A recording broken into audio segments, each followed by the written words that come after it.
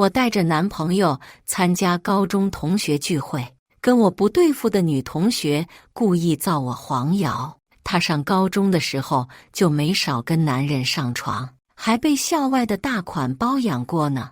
之前你跟我们公司合作的项目，也是爬上我们总裁的床拿下的吧？男友听信他们的谣言，不仅跟我提出分手，还对我拳打脚踢。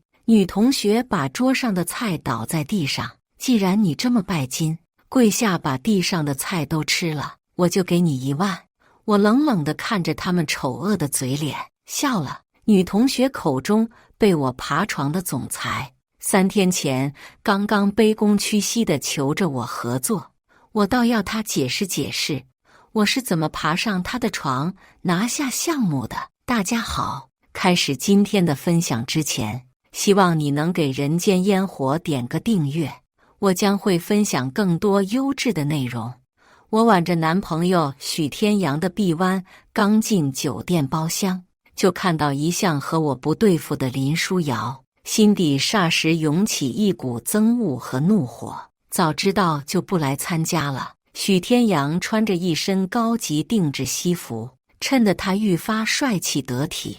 他笑着环视1周后自我介绍：大家好，我是梦梦的男朋友许天阳，我们都在华菱集团上班，我是采购部的经理。在场所有人都不知道我是华菱集团的总裁，包括许天阳，他到现在还以为我是和他不同部门的普通员工。我抬眼碰到林书瑶的目光，他的眼神紧紧地贴在许天阳身上，闪着亮光。华菱集团，许总真是年轻有为啊，竟然在市里最大的集团当采购经理。年底我们丰源集团和华菱集团还有过合作。林书瑶凑到许天阳身边，想要和他拉近关系。许天阳谦虚笑笑，紧紧地牵着我的手。林书瑶的视线移到我手上，翻了一个大白眼，立即阴阳怪气道：只可惜许总看人的眼光不太行，你这么优秀，怎么会看上徐家梦这种不要脸的女人？她可是我们高中有名的交际花，床上的男人换了一波又一波，现在竟然这么好福气，攀上你这样高品质的男朋友。我心口突然窜起一股怒火，从高中起，林书瑶就没少造我的谣，只因我家境比她好，学习成绩比她优秀，她就处处看我不顺眼，甚至挑选了作为女生最脆弱难堪的地方，对我进行人身攻击。我一掌拍在餐桌上，指着林书瑶大喝：你造谣我上瘾了是吧？高中污蔑了我整整3年，现在你还要故技重施是吗？没想到林书瑶看我这个反应，一脸无所谓，她两手一摊：我说的是事实还是谣言？你问问在场的同学不就知道了。她还故意咬中字眼：你当年那些破事尽人皆知。席上那些大腹便便的男同学瞬间来了劲儿，他们最擅长的就是对女生进行臆想和编排。当年林书瑶的暗恋者李永新叼着烟色眯眯的笑，徐家梦的第一次可是给了我。一个晚自习下课，他把我约去小树林，二话不说就开始扒我裤子。包厢里所有人的目光开始变得意味深长起来。李永新一番话说完，又有不少人争先恐后发言。我还记得她当初抢了校花的男朋友，在校外的小旅馆开房，被校花当场捉奸。对，后来她在班里越来越有钱，脚上穿的鞋子要几千块，听说是被社会大哥包养了。谣言在我意想不到的地方发酵，哪怕我根本就不认识他们口中的校花，对那个包养我的大哥更是闻所未闻。可他们描绘的头头是道，死死地把我钉在耻辱柱上，3两下就给我定了罪。许天阳的脸色越来越僵硬，我抓紧他的手，着急辩解道：许天阳，你别相信他们说的，全都是假的。他们口中的一切我全都没做过。许天阳不动声色地挣开我的手，为了面子，他还在竭力压下情绪，只是嗓音极其不自然。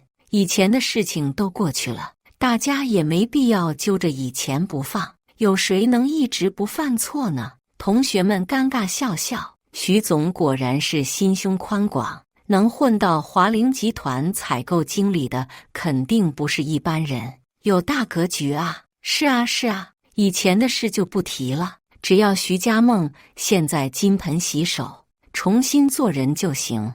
他们的话听起来是在夸赞，可每个字眼儿都在嘲弄我是个不干净的女人。许天阳的脸色又青又白，别提有多难看。林书瑶抿了一口酒，鼻子冷哼一声。我看啊，他早就背着徐总在外头勾引男人了。我气得站起来质问林书瑶：你少在这儿给我泼脏水，你要么就拿出证据来，要么就给我闭上你的臭嘴。林书瑶不屑地把我从头到脚打量了一遍，最后把目光定在我身后的包包上。你这一身名牌值多少钱我就不说了，就你那个包包，可是 LV 家的最新限量款，至少要100万。别说你了，就是身为采购经理的徐总，年薪也才勉强购买一只包包吧。你倒是说说，他是怎么来的？许天阳抽动着嘴角，看着我的眼神充满了震惊和失落。他也在怀疑我对他不忠。我着急辩解，径直回复道：这是我年底跟进丰源集团的项目后，集团发的年终奖。丰源集团的项目是华菱集团年底的最后一个项目，确实是由我亲自跟进的。我没多想，只想着用一个合适的理由证明清白。不成想，我这些话一说出口，林书瑶就张狂大笑起来。一个项目发了100万的年终奖，你是把我们所有人都当成傻子了是吗？徐总，你不要被这个贱人蒙蔽了。我可以肯定地告诉你，他就是爬上了我们丰源集团李总的床，才拿下的这个项目。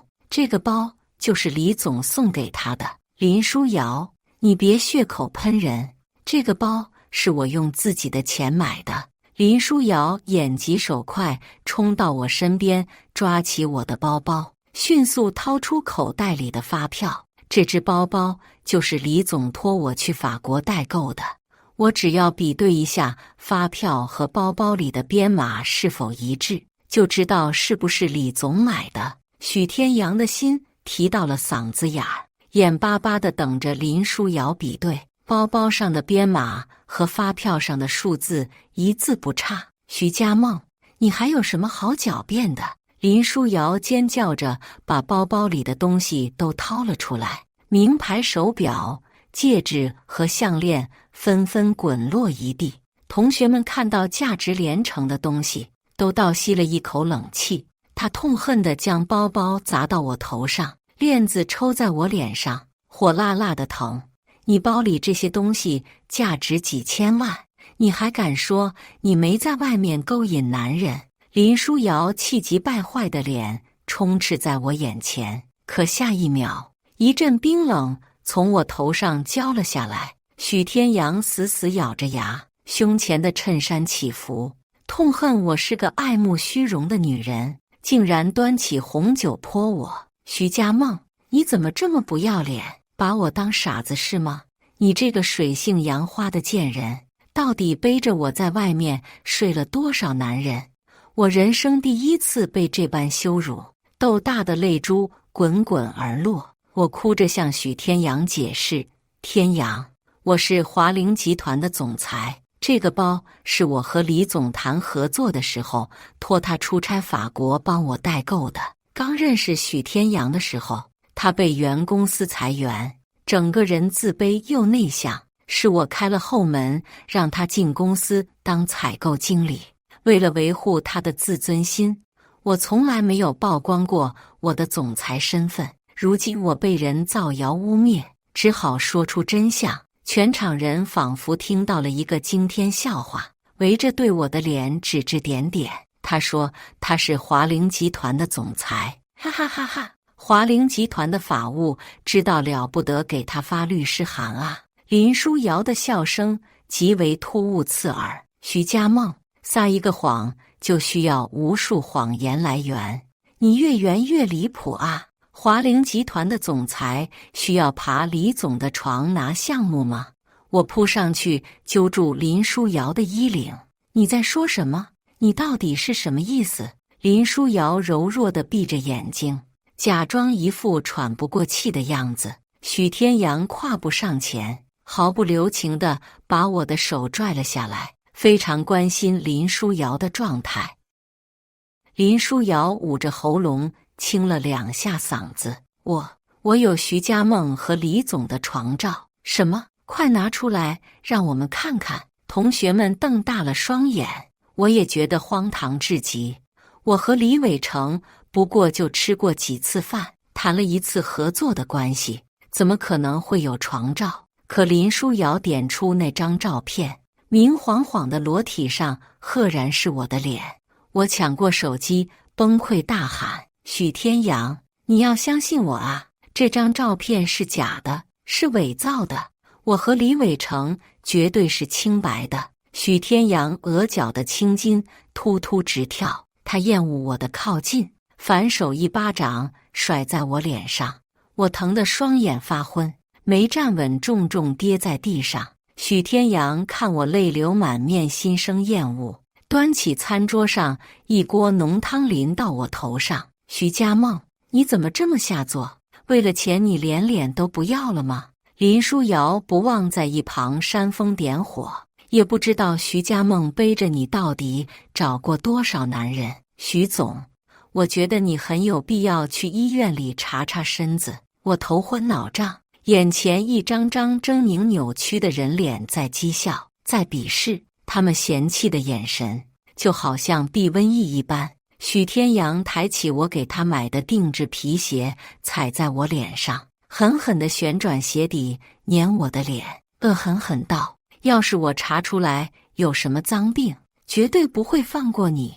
林书瑶冲上来按着我的头，把我的脸对着地上的残羹，逼迫我吃地上的垃圾。吃啊，你把地上这些剩菜全部吃完，我就给你1万块钱。你不是为了钱什么都能做得出来吗？许天阳环抱双臂，在一旁冷冷地看着林书瑶对我动手，无动于衷。我死死闭紧双唇，憋着半天的委屈和怒火，盯着林书瑶，不肯低头妥协。林书瑶见动不了我，就想煽动在场的围观同学。同学们，我虽然在李总手下工作，但是我和他的夫人关系非常好，也十分痛恨徐家梦这种行为。在场的人谁要是能好好收拾他一顿，我保证把各位的壮举传达给总裁夫人，以后他必定会多多关照大家。大多数同学都在做生意，丰源集团是他们可望不可及的大客户，要是能成为大集团的供货商，就是1年只开张1单，都能抵上3年累死累活了。瞬间，大家就撸起袖子，高喊为了正义要好好替天行道。许天阳一手插兜，一手指着地上狼狈的我。我作为华凌集团的采购经理，有能力决定公司的供货商，你们要是把它收拾好了，以后我可以代表公司和你们合作。区区一个采购经理就想左右我集团供应链，等我回到公司，第一件事就是把许天阳扫地出门。可丰源集团和华凌集团2块肥肉在他们面前晃荡，泼天富贵就在眼前。这些猥琐的男人们摩拳擦掌，如猛虎一般朝我扑来，拳脚流星般砸在我身上。我疼得龇牙咧嘴，断断续续地开口求饶，他们却仿佛在打排位赛，恨不得能把我直接打死。扛着我的尸体去跟许天阳和林书瑶论功行赏，直到把我打得奄奄一息，他们才停下手来，讨好地望向许天阳和林书瑶，甚至还不忘继续贬低我。许总，像她这样肮脏的女人根本就配不上您，只有林书瑶这样的干净女孩才配做您身后的女人。我努力睁开肿胀的眼睛，看到林书瑶得意地将手附在许天阳的手背上，许天阳立马给了林书瑶回应，与他十指紧扣，密不可分。许天阳，你知不知道我是……许天阳狠狠踢了我一脚，打断我要说的话，笑死了，你不就是一个拜金女？紧接着他牵起林书瑶的手，在我眼前晃了晃，用看垃圾的眼神看着我。同学们说的没错，你这么肮脏下贱的女人根本就配不上我，只有瑶瑶这种聪明自爱的女孩才配做我的女朋友。此刻我只想证明清白，像丧尸一样在地上艰难蠕动，忍着剧痛碰到了摔落在地的手机。林书瑶徐徐走过来，踩在我手上，半蹲着拽起我的头发，强迫我抬头看她。你要干什么？她微眯着眼睛，看起来危险又可怕。我要打电话找李伟成，我要让他来酒店当面和我对质，证明我的清白。话落，我的手背传来一阵锥心刺骨的刺痛。林书瑶瞅准我的手和手机，狠狠跺了好几脚，边跺脚边咆哮：你这是想拿李总来压我们是吧？以为李总现在疼你宠你，就想让他为你撑腰是吧？你休想！我倒要看看你没了这副好看的皮囊，李总还会不会用正眼瞧你？林书瑶薅住我的头发，拼命地往后拽，我疼的感觉整张头皮都要被他掀开。他拽了我有几米远，才在一张桌子上拿到了剪刀，锋利的刀片在我瞳孔中折射出光芒，我发出惨烈的尖叫声。不要！我挣扎着偏过头，林书瑶没剪准，但还是剪下了我一小撮头发。他扬手抽了我一巴掌，强硬地拧住我的下巴。你要是再敢乱动，我就划烂你的脸。刀片即将到我脑后的瞬间，包厢大门被拧开。听说华菱集团的徐总在这里聚餐，我们李总特意让我来给徐总送上一瓶好酒。我一下就认出了这个声音，是李伟成的特助王明。可惜我的下巴被林书瑶死死钳住，又背对着王明，根本发不出求救信号。徐总，那不就是许天阳吗？没想到许天阳一个采购经理，竟然有这么大的脸面，能让丰源集团的李总亲自派人来送酒。看来我们刚刚替他教训那个贱人，真是教训对了，以后他肯定会越爬越高，就是华菱集团的总经理之位也不在话下啊！到时候兄弟们不就都能跟着他发大财了吗？许天阳安安静静地听着大家的吹捧，内心已经膨胀成气球了。他拨了拨身上的西服，一副精英的气派，上前伸手去接王特助的酒。我就是许天阳，承蒙李总厚爱，替我多谢李总，改天一定到贵公司登门拜访。王特助眼珠子滴溜溜地转，摸不着头脑。我找的是华菱集团的徐家梦，徐总裁啊，你是？一瞬间，我清晰地看到许天阳和林书瑶得意洋洋的脸色凝固在脸上，所有人的目光正朝我望了过来。王特助循着众人目光，看到被林书瑶踩在脚下的我，惊得把手里的酒摔在地上，急忙冲到我身边。徐总，你……王特助一把推开林书瑶，天仿佛塌了下来，都快急哭了。林书瑶，你好大的胆子，竟然敢对徐总动手，你不要命了吗？王特助细心把我从地上扶起来，一点力气都不敢使，生怕弄疼了我。林书瑶伸出手指着我，震惊地问：王特助，你是不是搞错了？他怎么可能是华陵集团的总裁？他分明就是李总在外头养的情人啊！我帮总裁夫人除掉这个小三，他会感谢我的。王特助被他的大言不惭气得要死，冲上去狠狠就是2耳光，把他的嘴角都抽出了血。你嘴巴给我放干净点！徐总和李总就是生意场的合作伙伴，根本不是你说的那种关系。许天阳紧紧皱着眉，花了好长时间才接受了这个事实。梦梦，你真的是华陵集团的总裁？他软和着嗓音靠近我，试探地把我的手包裹在手心里。对不起，我误会你了。我嫌恶地抽出手，觉得被许天阳碰到过的地方都是那么肮脏。许天阳惊恐地咽了下口水后，扑通跪在地上。我拧着眉毛看着身上一片狼藉。王特助很有眼力见地，让门外的服务员立马进门帮我擦拭。我拒绝了他们的靠近，盯着跪在地上的许天阳和林书瑶，谁弄脏的就让谁弄干净。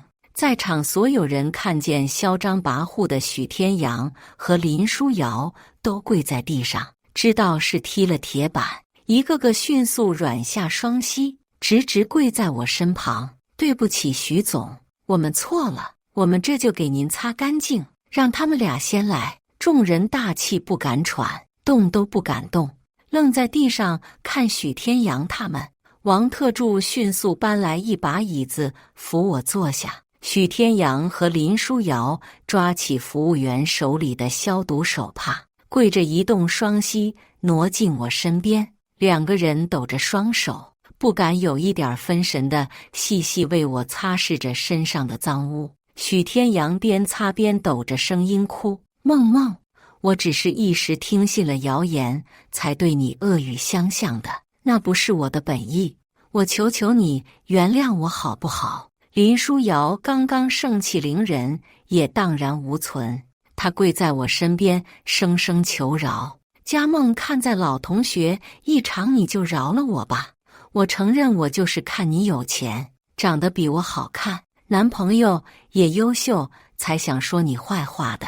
我现在真的意识到错误了，你能不能大人不计小人过，别跟我计较啊！底下此起彼伏的哀嚎声响起。是啊是啊，佳梦，你就看在老同学一场网开一面吧，我们也是被人牵着鼻子走呀。现在的生意不景气，我们为了生意也是无奈才硬着头皮对你动手啊，你就原谅我们吧。他们跟我求饶，根本就不是诚心想要我原谅，不过是忌惮华陵集团，忌惮我总裁的身份。毕竟我轻飘飘的一句话都能让他们以后吃不上一碗饭。你们把我弄成这副模样，跪下磕2个头，说2句求饶的话，就想要我原谅你们，我未免也太好说话了吧？他们解读出了另外一层意思。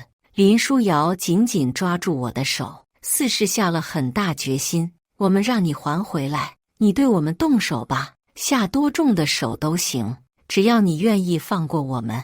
我懒懒地掀开眼皮，真的吗？那我可以考虑一下。话刚说完，许天阳就抱着我的脚，示意我拿着桌上的剩菜到他身上。我嫌麻烦，静静坐着不想动。他着急地起身，拿起底下还在加热的一道菜，心一横，咬牙从头淋到了脚，稀稀拉拉的菜叶在他的头顶，高贵的西服变成了廉价货，看起来狼狈又滑稽。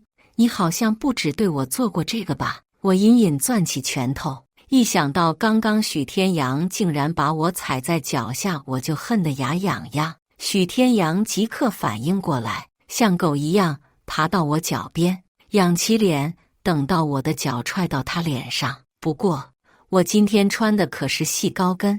他盯着我的尖锐的高跟，没有半分迟疑。我狠狠地抬脚砸到他脸上，他的脸瞬间破开一个大血洞，水龙头般的涌出一大片血，可他愣是连眼睛都没眨，忍着剧痛为我鼓掌。梦梦，踢得好，踢得对，就应该这么报复我，就该这么报复。他想得倒挺美，挨这么一下，痛求得我原谅，以后还能继续捞钱，再来几下他都愿意。我看着他现在低三下四的模样，忍不住大笑起来。跪在地上的其他人看到许天阳三两下就把我哄好，证明这个方案的可行性。刚刚还在围殴我的男人们纷纷扭成一团，拼了命的想让对方把自己揍得更加惨烈，来我这儿邀功。整个包厢里都回荡着此起彼伏的哀嚎声。我悠悠坐在椅子上，就像在欣赏一出喜剧。林书瑶深吸一口气，眼底是浓浓的懊悔，一个接着一个的耳光抽在脸上，连气都不敢踹，一直打到脸上一大片红肿，手心都是淤青，疼得抬不起胳膊。他才带着眼泪弱弱地问我：佳梦，我抽不动了。我没再为难他，眼神瞥了瞥地上的剪刀，虽然他刚刚没把我的头发全部剪光，但是这口恶气我一定要出。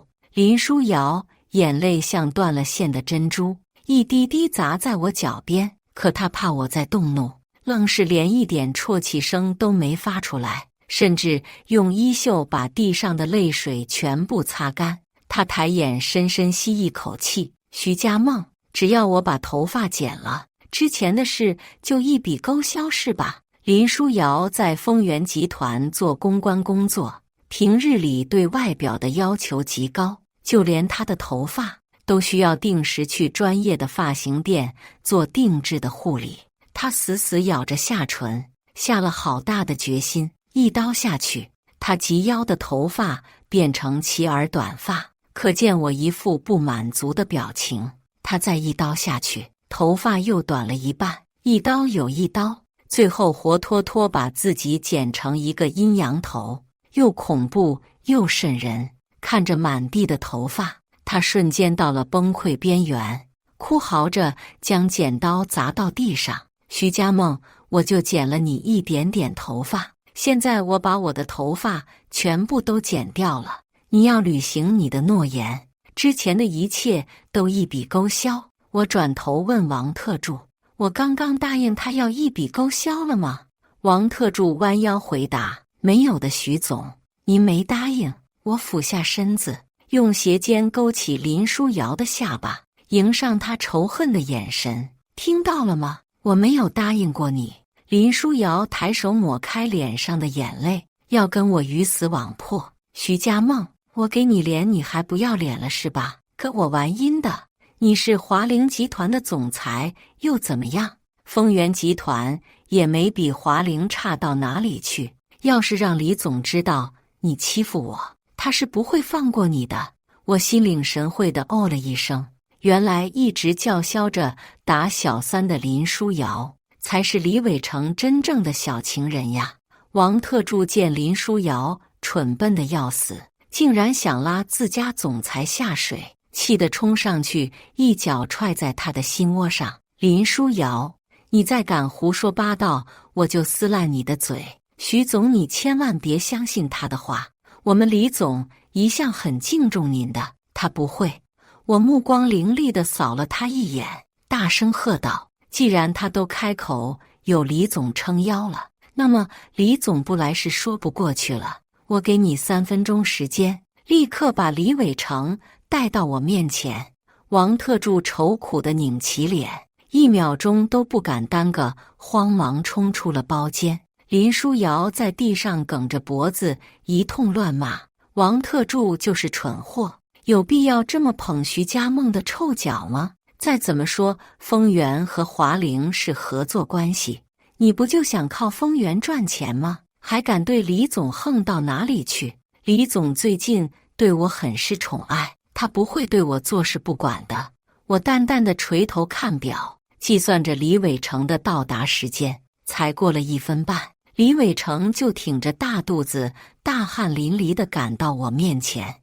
他还来不及擦掉脑门上的汗，就连忙弯腰向我伸手。我皱着眉头盯着他，没有回我。李伟成瞬间泄了气：“对不起，徐总，惹您不快了，是我没管教好手下人。”林书瑶拽住李伟成的裤腿，掀开娇滴滴的嗓音：“李总，你要为我做主啊！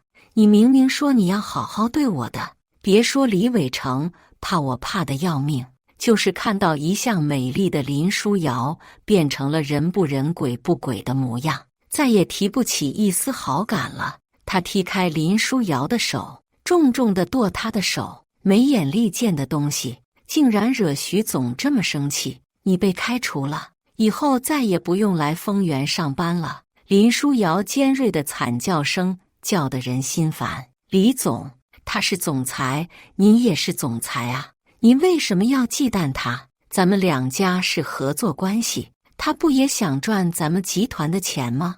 您不用对他低眉顺眼的。我微微一笑，目光把李伟成盯得坐立难安。是吗，李总？原来你们集团的人都是这么想的，要不你还是跟他解释一下我们的合作历程吧。李伟成揪着林书瑶的头直愣愣往地上砸，边砸边吐口水。你懂个屁！这个项目可是我求了徐总3个月才求来的。华菱集团小小一个项目就能顶得上我们集团半年的收入。徐总同意跟我们合作，是我们烧了高香。要是因为你害得徐总撤回跟丰源的合作项目，我非扒了你的皮！林书瑶彻底傻眼了，他以为丰源集团有跟我叫板的权利。实际上，如果我把这个项目喊停，华菱或许会赔上一笔违约金。但是丰源明年上半年的运营将会全面崩盘，到时候股市全面下跌，整个集团破产也不是没有可能。李伟成看到他帮我代购的包包被扔在地上，链子也摔断了，瞬间就意识到林书瑶到底是把我惹得有多严重。造孽啊！这个包还是我让你去帮徐总代购的，你竟然把它弄成这个样子，拿你的命都赔不上啊！林书瑶快把头缩成乌龟。对不起，李总，我以为他是您在外面包养的情人。这2个字一出口，李伟成瞬间觉得把我冒犯了，冲上去拽着林书瑶，让他对我磕头。对不起，徐总，是我没跟他说清楚，才有了误会。这个包算我的，过几天我再让人去法国给你代购一个。您能不能别迁怒公司，不要影响咱们之间的合作？我盯着李伟成焦急的脸。李总，我竟然不知道自己和您上过床，咱俩甚至连床照都有了。你的小公关口口声声说我靠爬床拿下这个项目，您倒是跟我解释解释，我是怎么上你的床，留下床照的？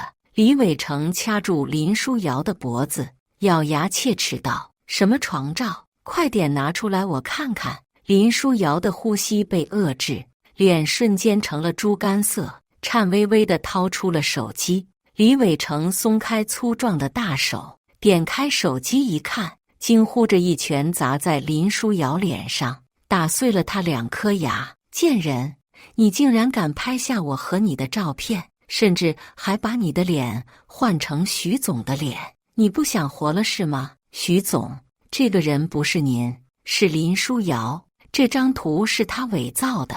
全场人终于明白了真相，林书瑶自己当小三，还敢拍下自己的照片换脸成我的，天下第一无敌厚脸皮的称号简直非他莫属。好你个林书瑶，不要脸的人是你啊！把你的照片换脸成徐总的，然后煽动我们对徐总动手，你的心机简直不要太重。许天阳一咕噜从地上爬起来，捂着还在流血的脸冲过去，把林书瑶撞倒在地上，整个人骑在他身上又打又揍。你故意的，你故意在我面前污蔑造谣梦梦，让我怀疑他。是你挑拨我和他的关系。本来我们俩的感情好好的，都是因为你。”许天阳挥舞着拳头，恨不得能把林书瑶打死。我理解他崩溃的心情，毕竟本来有个总裁女朋友，现在却被林书瑶搞砸了一切。他面目狰狞，每一拳都是极大的宣泄。在场没有人叫他住手，因为他们想打死林书瑶的心也是这样强烈。别打了，再打就打死了。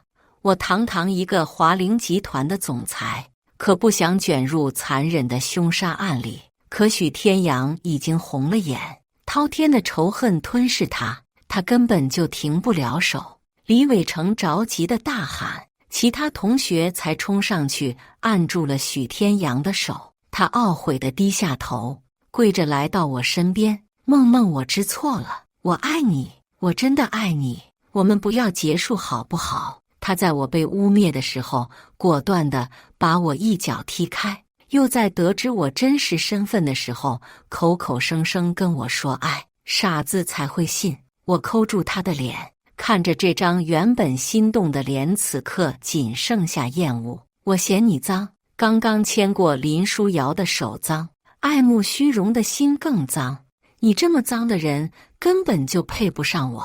我不但要和你分手，还要把你踢出公司。当初因为心疼你，维护你的自尊心，我破例让你当上采购经理，没想到你倒是仗着这层身份作威作福。许天阳，没了我你根本连狗屁都不如。许天阳抱住我的脚求饶：“不要，不要，不要开除我，不要跟我结束。梦梦，我会改的，我真的会改的。以后我会一心一意对你，我会永远听你的话。你别不要我，没了你我活不下去啊！我的前途怎么办？我的未来怎么办？”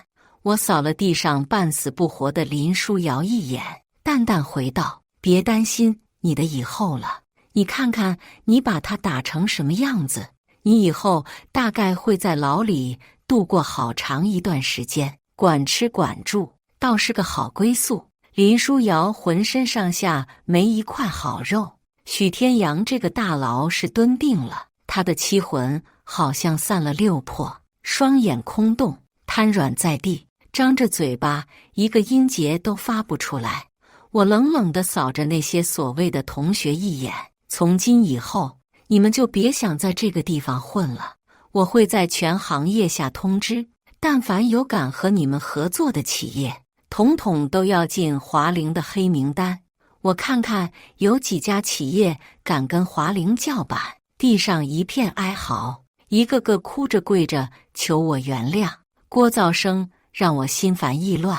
王特助察觉到我的脸色，迅速吩咐门外的保镖把所有人都拖了出去。空荡荡的包厢里只剩李伟成和失去意识的林书瑶。李伟成恨恨瞪了林书瑶一眼：“许总，千错万错，都是我们丰源的错。这次合作我们让利50%，您能不能别取消合作？既然李总的我诚意这么足，那我也不好拒绝。这个人你要好好的帮我处理，处理好了，合作自然就能继续了。”“是，许总，我保证把事情办妥。”我打电话给华陵的秘书，5分钟后就来人将我接走。我在医院里好生休养了好一阵，出院后才听见秘书的汇报，丰源那边传来消息，林书瑶重伤送到医院治疗，然后就被送到了精神病院，已经确诊，以后都不能出院。我转动手上的签字笔，颇为满意地点点头。林书瑶那副癫狂的模样，的确是有精神病。秘书继续汇报，许天阳因为故意伤人被依法逮捕，判处有期徒刑7年。还有那些在同学聚会上对你动手的同学，他们也要被拘押。而且全行业的同行已经发话，将来不会跟他们有1分钱的交易。还有，他们录制了澄清视频，说明从您高中开始的不良言论全都是造谣，公司会以您的名义对他们进行追责。我挥手让秘书出去，拿起桌上的电话拨通了李伟成的电话。李总，结果我还是挺满意的，那就按之前所说，项目让利50%。好，谢谢徐总的高抬贵手，那就先预祝我们合作愉快了。合作愉快。以上就是今天分享的故事，大家有什么想说的、想吐槽的，欢迎在下方评论交流，也更希望能给人间烟火点个订阅，我将会分享更多优质的故事内容。